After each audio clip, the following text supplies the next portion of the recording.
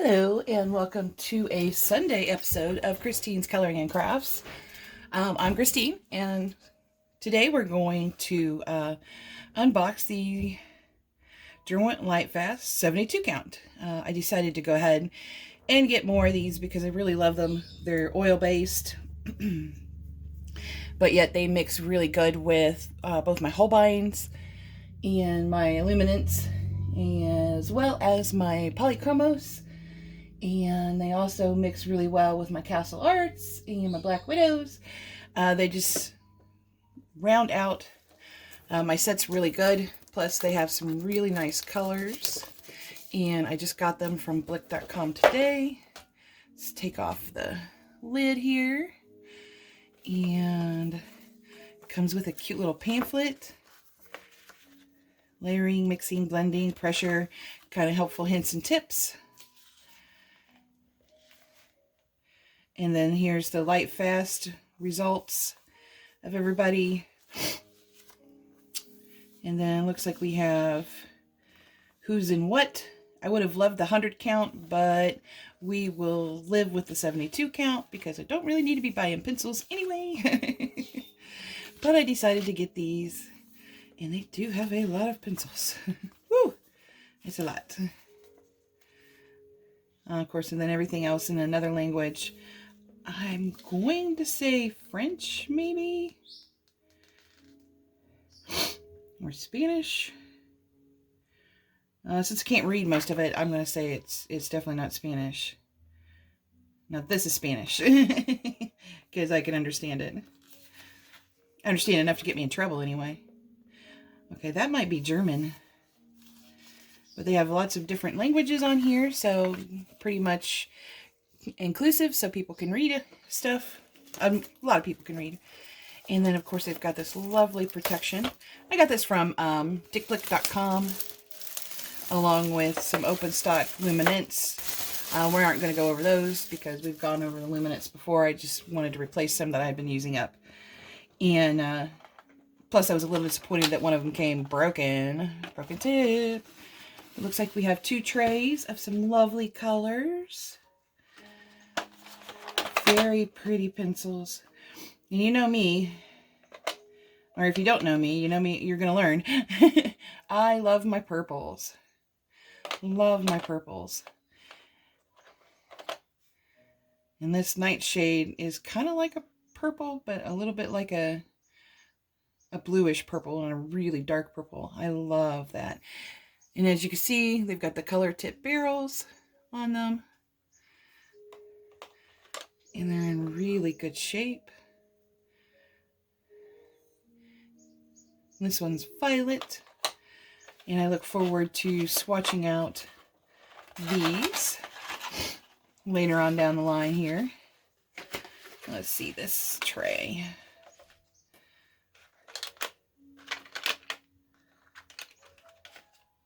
Make sure I don't knock anybody over.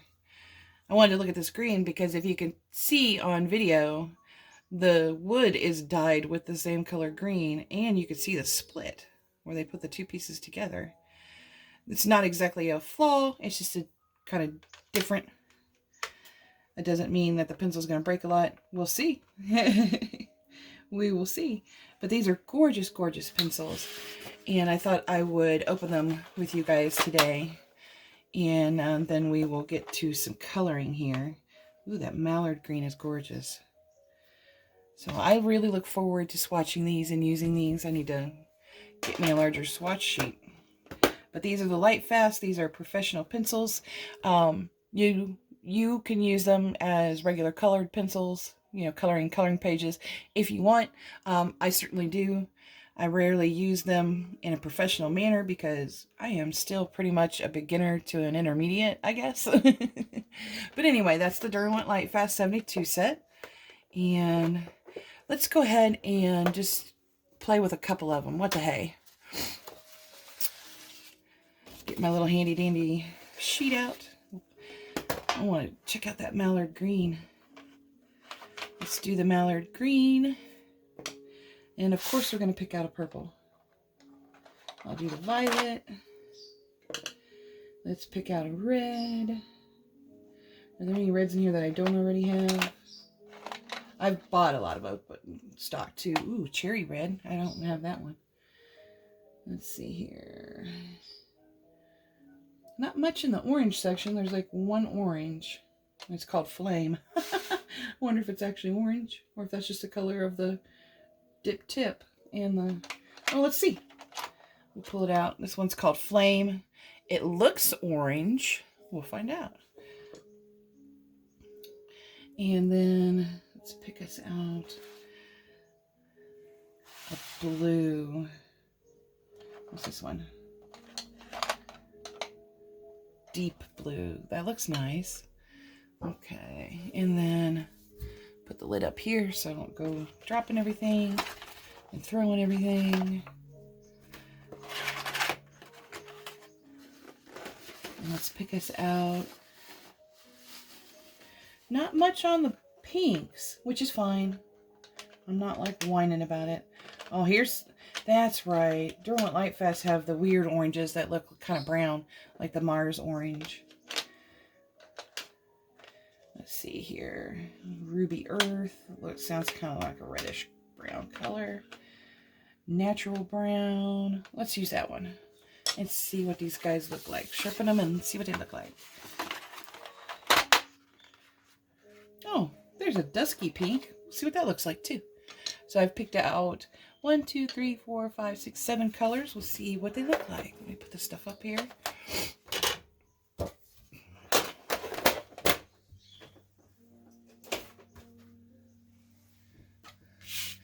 And then, of course, I got my jar link, which Pamela from Pamela's Passion for Pencils recommended. You put it on setting 3 and you get a beautiful point, just like that. And it does stop itself. The only ones I have found so far that it has a tendency to not stop itself on are my Holbeins. So I got to watch those.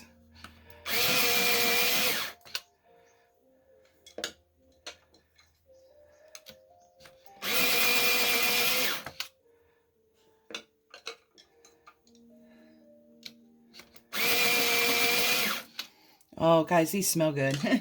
I love the smell of the pencils.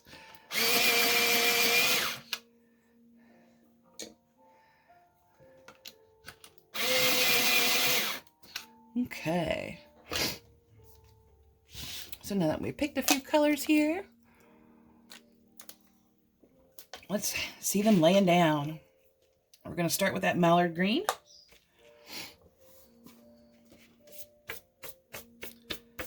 There we go.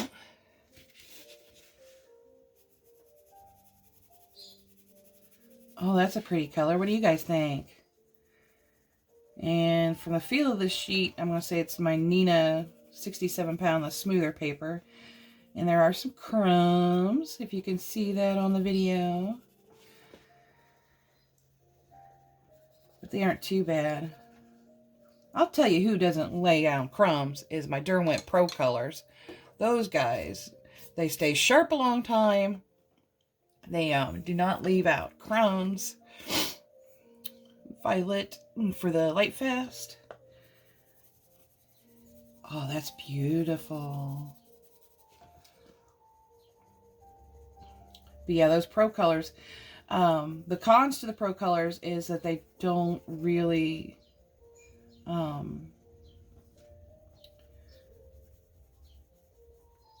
blend very well. There we go. That's a beautiful color. Gorgeous, gorgeous, gorgeous. Let's see what cherry red looks like. I think we might try, definitely going to use these two colors to do a blending test. I'll find me a third color here in a little bit. And of course I didn't pick colors that necessarily really go together. This red is beautiful. But that's okay. They don't have to go together to see if they blend right. They can look goofy. And here's Flame. Let's see, is it an orange? It is an orange, by golly. Now, the cherry red didn't leave as many crumbs as the other guys are doing. But they really make beautiful. Look at those colors, guys. These are beautiful. All right, let's see what the dusty pink looks like after we dust off the orange.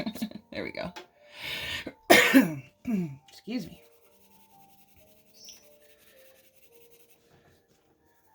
It's more like a fleshy tone. Let me get a mint here.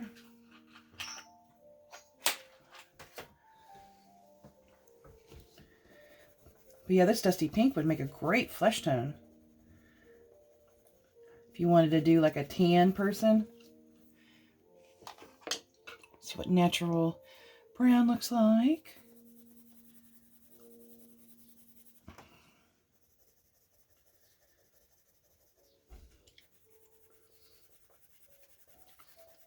And that's a nice brown. I really like it. It does look very natural to me. And didn't leave as many crumbs as the other ones. The dusty pink didn't either. And last but not least, deep blue.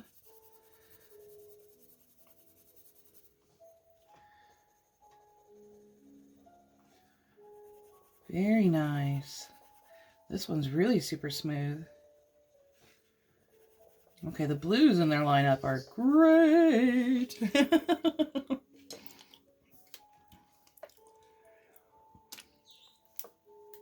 And there you have it, just a few layers, and you've got the white of the paper filled in nicely. Let's see how they do with blending. And we're going to do the dusty blue, the violet, and the mallard green. Now they're all dark, so this will be a real test of my blending skills.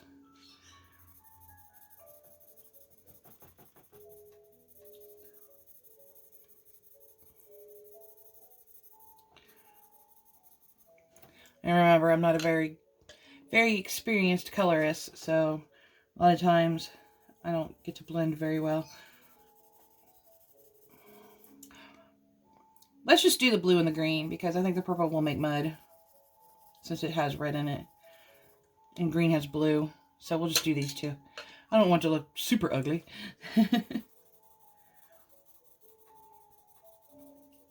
And the way I learned to do it is, you know, heavier where you want the color to be true, and then just lift off the pencil where you're going to mix them.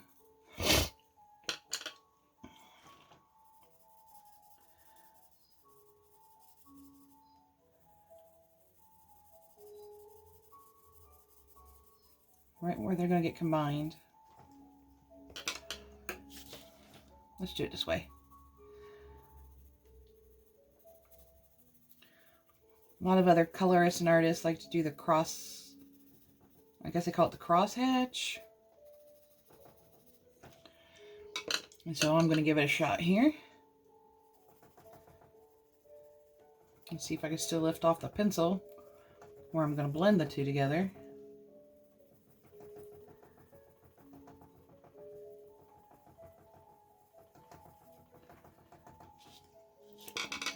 That wasn't too bad.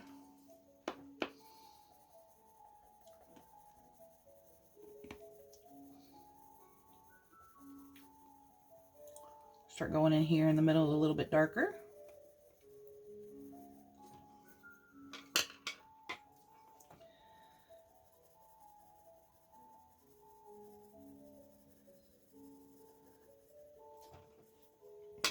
And now my carpal tunnel wants to act up. Bad carpal tunnel.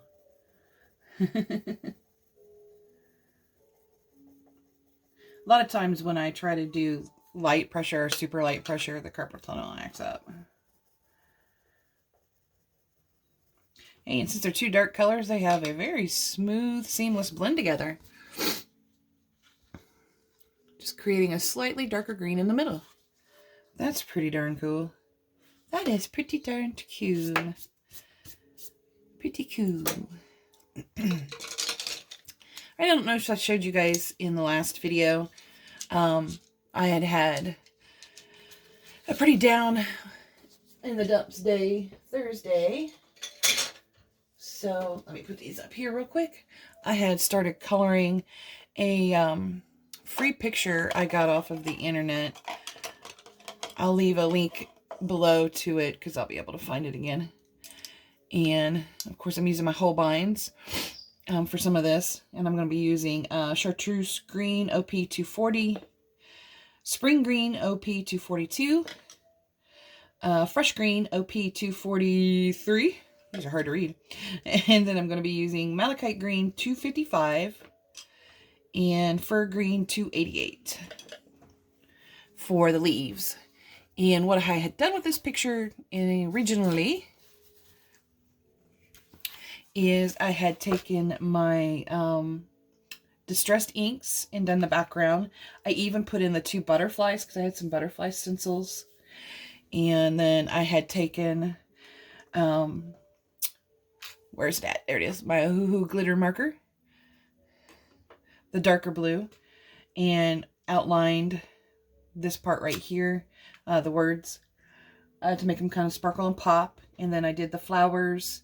I'll do the interior of the flowers that is showing, and I'll do these 2 flowers like these guys. I just hadn't done it yet because I wanted to start doing the berries and the leaves. And this part is really sparkly and shiny thanks to my stickles. And I don't know the color. Does it have the color listed? Let me look. Let's see here. Yep, in Sunburst. There we go.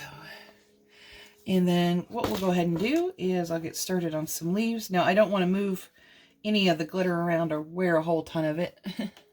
So what I do is I have this one goes on the keyboard. It catches any pencil shavings if I use my doll. And I try to keep that covered here. And we will do this little leaf right here in the area. And I do dark to light. So we'll be starting off with my Fir Green. And I'm just going to kind of outline the black. The lines in this, I mean, I love the picture overall, but the lines in this are terrible. They're so thick. I don't really like thick lines. So I will just go over them with my Fir Green and kind of incorporate them into the picture.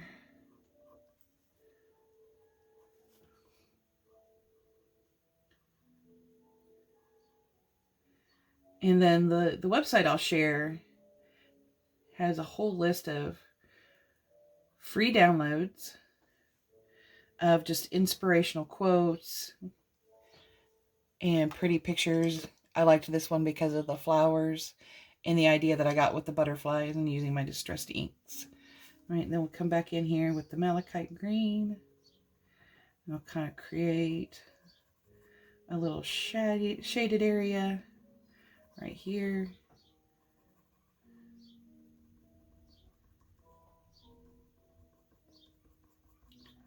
Here we go. And then we're going to come back through with the Fresh Green.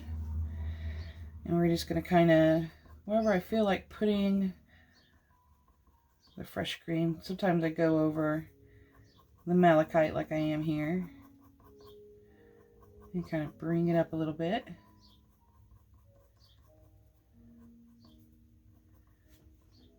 And then I think I'm going to put a little bit up here. And when doing leaves, remember, no 2 have to look alike. So you just put your colors where you feel like putting them.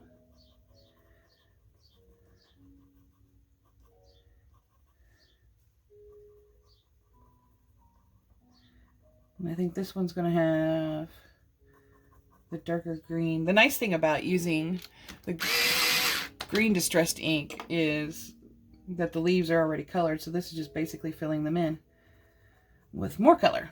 And this is going to be the Spring Green here.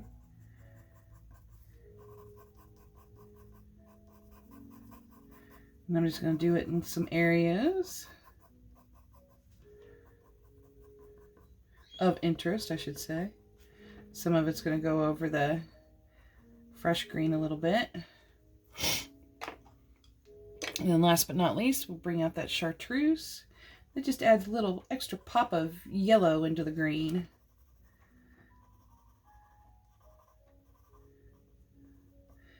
And then for Holbeins, I like to layer with them. They're not very good as far as smushy pencils.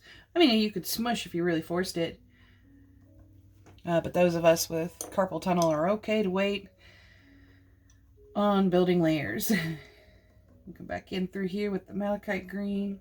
I'd use the fur green just to touch up some of the lines. The line art.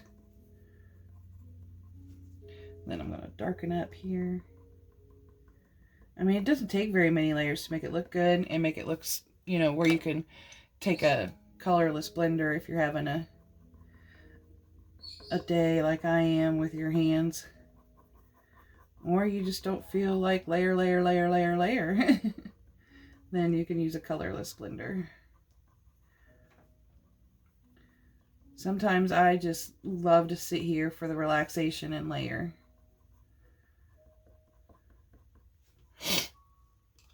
And sometimes my hand won't allow me. Then we will bring about the spring green here.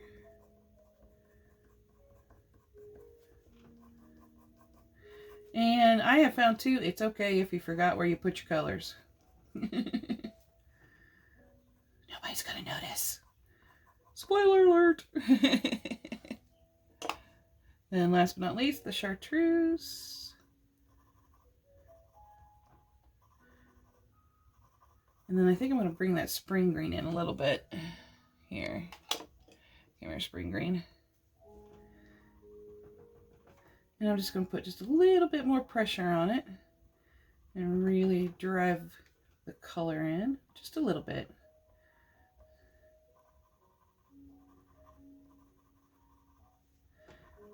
But yeah, having carpal tunnel is why I can't make videos every day. I'd love to make videos. It's the #1 reason. #2 is work.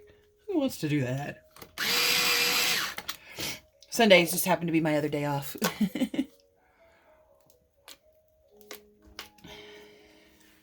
There we have it with that leaf. Now, another little trick I have found with the Holbeins to help them blend a little bit better is using a Prisma white, but very, very lightly, so you don't change the color too much. Just kind of layer it over. Now, in your highlighted area, yeah, you can go to town with your Prisma white, but in your darker areas, just very, very lightly. And I guess it's what it is doing, this is my guess, is it is adding that very, very light layer to help us be able to smush the colors together with a blender pencil. And I found the one that works the best is the Caran d'Ache blender pencil. And I don't go very hard. Just go right over it and kind of start blending everything in together.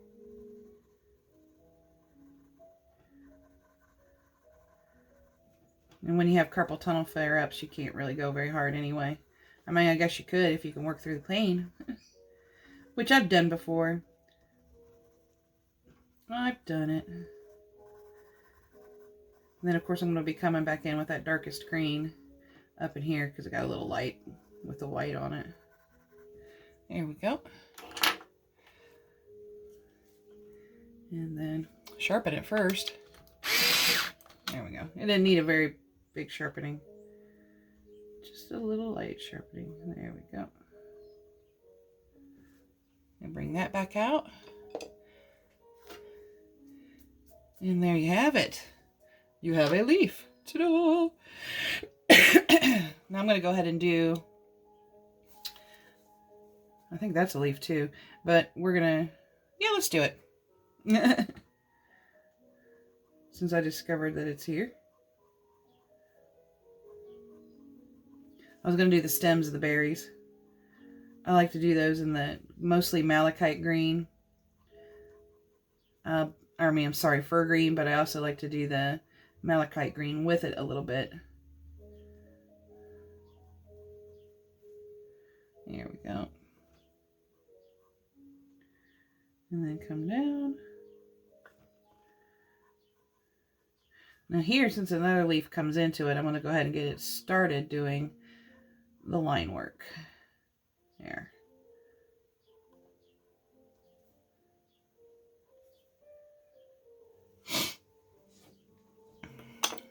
Then now we can come back in with our malachite green.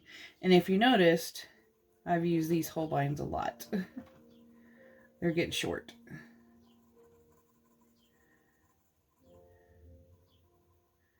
There we go. And we're going to put a little malachite underneath here too, because of course it's a little bit shaded. It's got a leaf over it.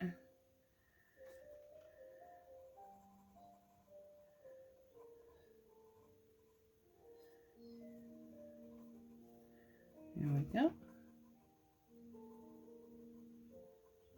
I'll do a little bit here too, since this just slightly comes over. There we go. Go ahead and give it a little sharpen. Whew, gotta give my hand a rest a second. It's getting really numb. The wrist brace helps, but not as well on the super bad days. But it's okay. We're still gonna color.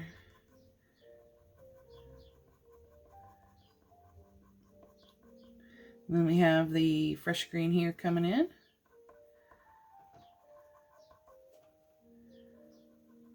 I'm just going to go ahead and do all fresh green right here. Fresh green and malachite green.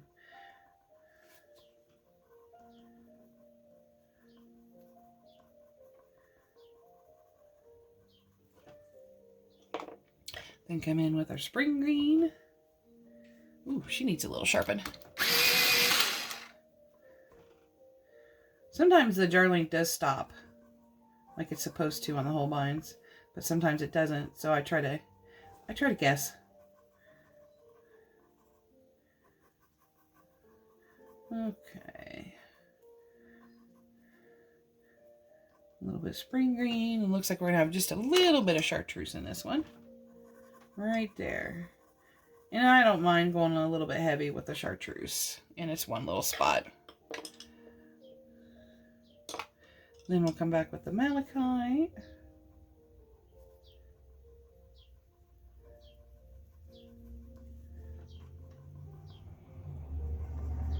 And I like to do this sometimes too, to help me practice my flicking motion for like when you do fur and feathers and hair.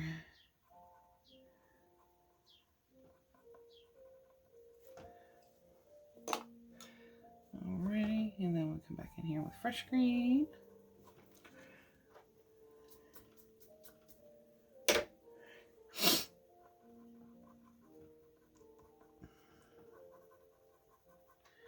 And it's taken me a while to kind of finish this picture because when I do the stickles, they stay pretty wet.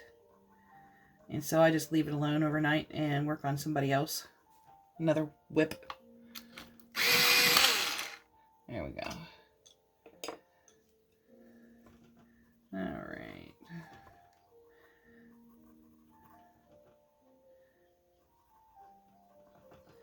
Come in with my spring green. Just gonna do that little area right here in spring. Just kind of lighten it up.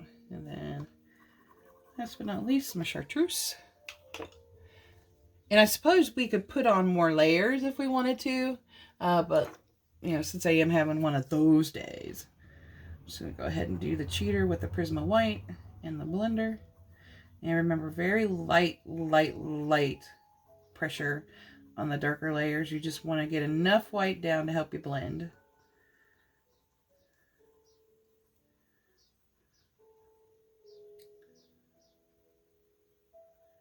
I mean, I could barely see it, so you guys might not be able to see it at all. And then come back in with the blender pencil. Kind of a medium pressure is what I use when I'm using the blender pencil.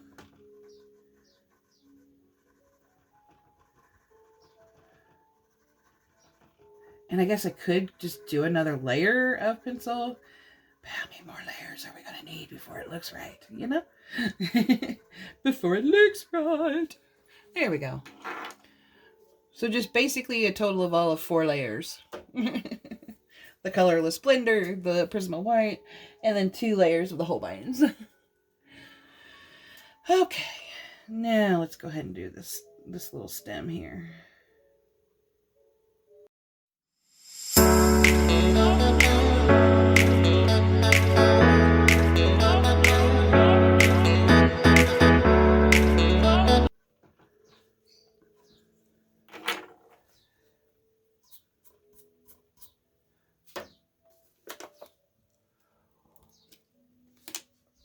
All right, and I'm back. Sorry about the no warning.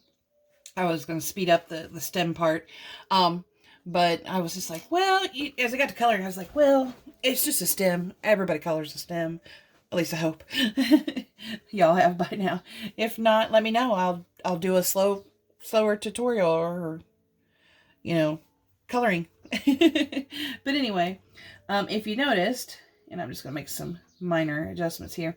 If you noticed, I had a boo-boo here, and I tried to use my Tombow eraser. I did discover it doesn't erase as easily, and my theory on that is because the distressed inks are down. It might be also because it's a darker color. So if you make a mistake like that, don't think you've ruined your page. Just do what I did. I just made a bigger stem. So all right, let's put these greens away for a while, and we'll get the blues out. And then you can get, well, the dollar store is now $1.25 store, but you can get a bunch of these little cups for $1.25 in pretty much any color of your choosing. And then over here we have two pencils that are going to be my darkest values. Will be Prussian Blue, OP 368, and then of course the black, OP 510. And I'll show you why we're going to incorporate the blacks here in a little bit. And then the other three blue are the black. There's only one black. OP 335, cerulean blue, that blue. And then we're going to have Cobalt Blue, OP 347, and then Horizon Blue, OP 312. So we're going to take our Prussian Blue first, and then I'm going to move this up here because I like to work backwards. And I'm going to do the outline thing. And I do press a little bit hard, like a medium to hard pressure. So every time I do a berry, after I do some nice outlining work, and then I fill the little center up a little bit, I just sharpen. There we go. And then we're going to take that blue, the OP 335. And we're just going to do some, like I said, I'm practicing with my flicks today. Oop, we're supposed to do Cobalt Blue first. I'm sorry, guys. Cobalt's the darker. So the Cobalt OP 347. And I'm just going to kind of do some flicks here. We're also going to use the Prismacolor white in this. I'm going to show you what it does. It is so cool. Okay, now we're going to do that blue. The celery blue OP 335. That is not how it's actually pronounced. I'm just going to call it celery blue.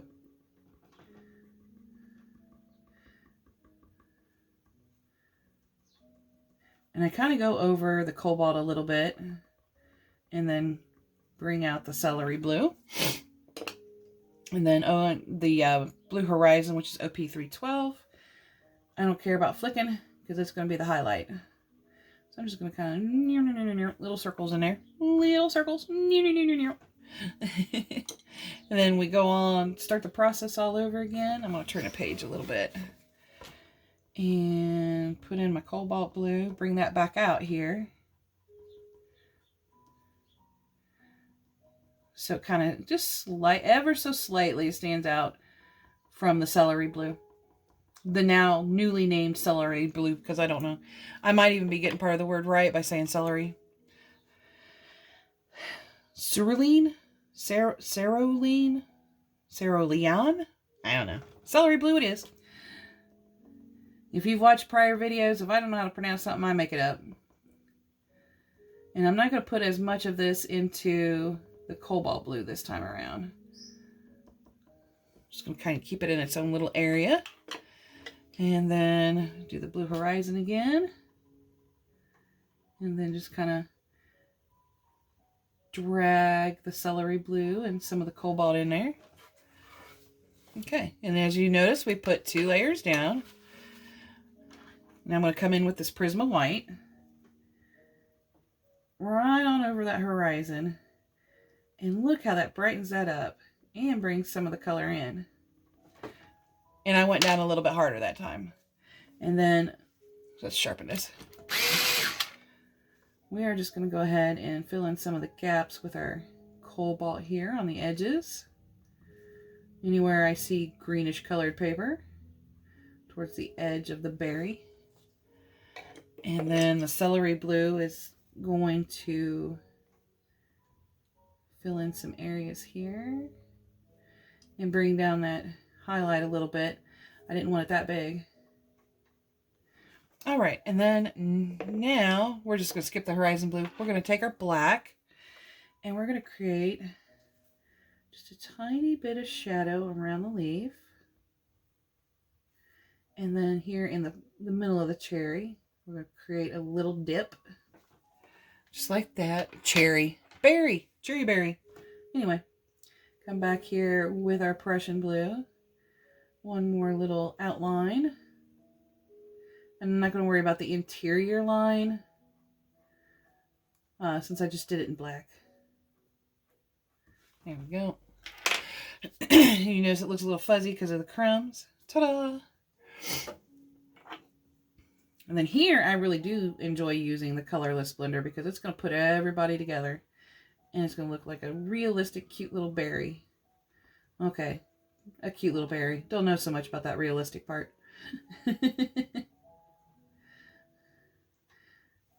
And then I'm going to wipe the darker colors off and then come right on in here.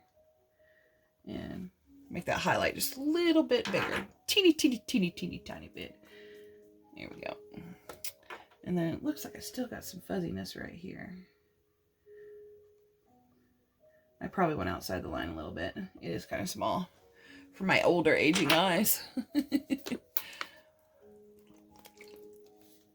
We'll do one more berry and then I think we'll be done here.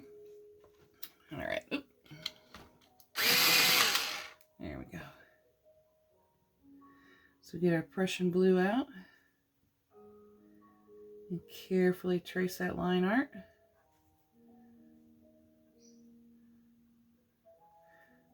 Well, this one we won't use the black as much because we don't have anything to shadow outline.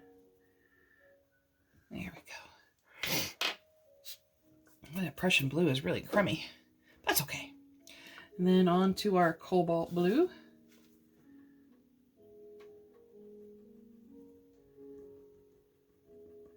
And this is a nice berry that's going to have a lot of light exposure. So I'm going to keep our Cobalt Blue in, except for right here. I really want to... This is me being lazy. I just want Cobalt Blue right up here. So I don't have to come back in with the celery blue. There we go. And now we'll get the celery blue out.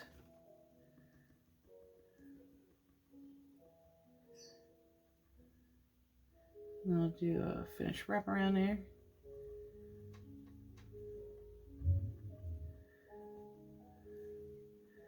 Kind of want to have it have just a slightly bigger highlight than the other berry. Berry. And they don't have to be blueberries if you don't want them to be. Nobody said you had to make it a certain way. I love doing these kinds of berries. And one, I think they are blueberries. Two, I just love doing blueberries. So I'll make any excuse to color berries as blueberries. And then, of course, the horizon blue. Then we'll come back with our Cobalt Blue.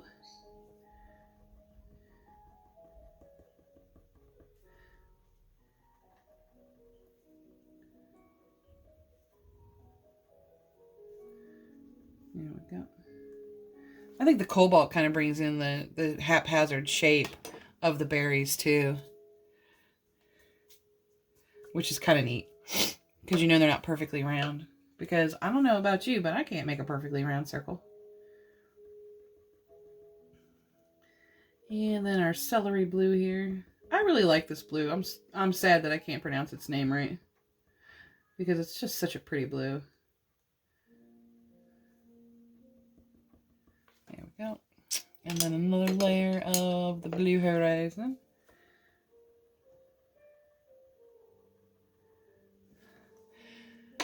And then you guys know what's coming next. Here's our Prisma. Here's our Prisma. Which the highlight gets a little bit bigger because you're going to use some of the darker colors to drag in over your highlight so it looks even more blue. And then if you want it to be smaller, just come in with your medium value and kind of rub it right back in there. I might have went a little too far in there, rubbing it right back in there, because now it looks about the same size as that one. That's okay. All right, and then we'll take our black here. We'll create that little dip. And then come in with our Prussian blue. It kind of takes away from the value of the dip, but that's okay. Because I really don't want the line art sitting there. The line art is just a little too thick for my taste. There we go. And then I'm being careful to avoid the little dip and stuff, because I don't want to bring those colors into my little berry.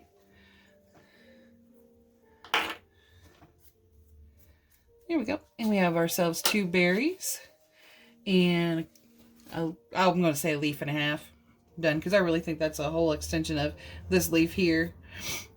But we'll do this stuff. But look how nice the green came out through my leaves with the distressed ink.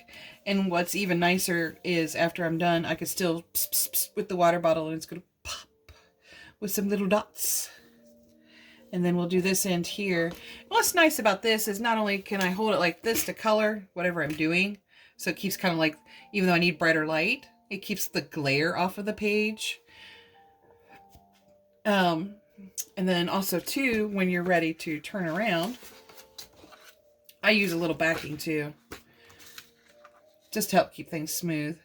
And for this one, since it has so many stickles on it, I'm a little bit careful. You just turn it around.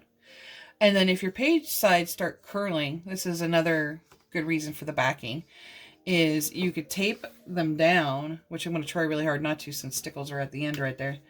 And then you could turn the whole page around like this. And even though it won't hold a picture anymore right here, you could still color. I don't recommend using the short board for that. This is my short dollar store board. I usually use it at work or for work purposes. If you wanted to, this is just a standard old piece of practice paper. You can see how badly I was doing a portrait. You could trim it down. It's pretty cardboardy, so, you know, do what you want with it if you have a short board like that. Here. What I just do is I just bring, since I don't have the edges down, I just bring the page back up so it fits across the board nicely. There's, see? And then you now have a nice flat surface. And you have if you have a desk similar to mine, or if you have to make sure you keep your posture good, or you want to keep the glare out of your page when you need a brighter light to help, these boards are just magnificent. They're also great if you're down in your living room, or across in your living room, wherever your living room may be, or in your bedroom, and you just want to color, and it provides a nice solid desk area. So anyway, that will be it for today's video. Keep it short and sweet, or at least try to. And hey, thank you guys so much for watching. I've seen that I'm also up to 62 subscribers, so welcome to all my new subscribers. Thank you so much for joining. And if you're watching this for the first time, or you just haven't subscribed yet, please subscribe to my channel. Give this video a big thumbs up. And hey, we got in the works, excuse me, where I am going to do a giveaway at 100 subscribers. I'll have to plan that out here, because I don't want people to subscribe and I can't ship to you if you win. So, I've got something in the works to make it so it is a doable activity, something I can give away to anyone in the world. So anyway, hey, I hope you do have a great rest of your Sunday, guys. Some of you I know are probably going to be heading into that nighttime soon when you're at the other end of the world, but you have a lovely rest of your day or evening, and may it be ever colorific. Thank you, guys. Bye-bye.